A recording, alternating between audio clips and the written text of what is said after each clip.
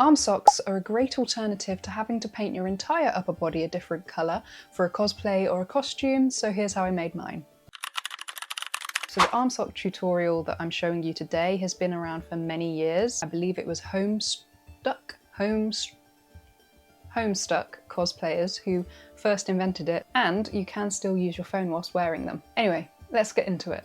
Get yourself a pair of tights in your chosen colour. Make sure they're good quality. These are 80 denier. I got the largest size that I could. You'll need the extra compared to your usual size to go over your upper body. Make a small hole in the centre of the gusset. From there, carefully make it larger. You can check to make sure this goes over your head, but be careful about pulling it too much as you can create ladders. Snip off any of the thick parts of the seam. To seal the edges, use Fray Check along the area you have just cut open. Fray Check is amazing as it helps to prevent ladders forming.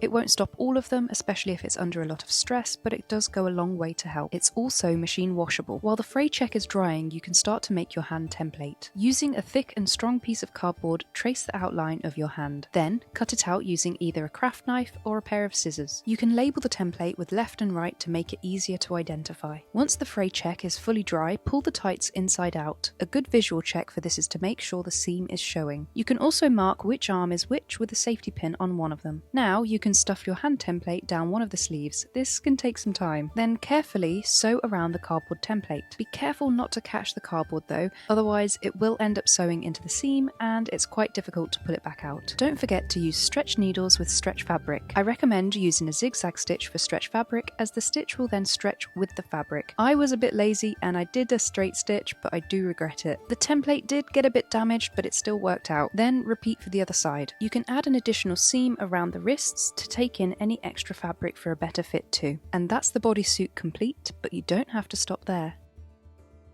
Once you've completed your bodysuit, the world is kind of your oyster. You can use paint on it, puff paint, you can add details to it. It's a really great base for starting kind of for any costume, and obviously it can work with whatever character that you're picking. Now, to be able to put details and tattoos and things like that onto them, there's an extra kind of step that you'll want to take. You'll need to stretch the arm sock over a mannequin or something like that, or add stuffing into it to make sure it sits correctly on your body. The only downsides that I've found so far to wearing them is that if you've got anything that's layered over the top and uses a Velcro closure, is that there is a risk that they can snag the tights, create a ladder or create bobbles.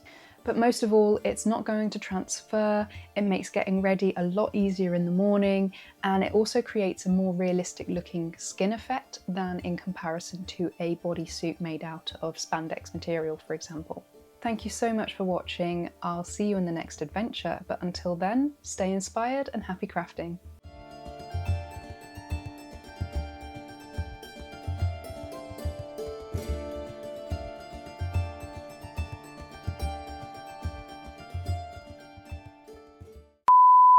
And you're full of poopies. Poopies!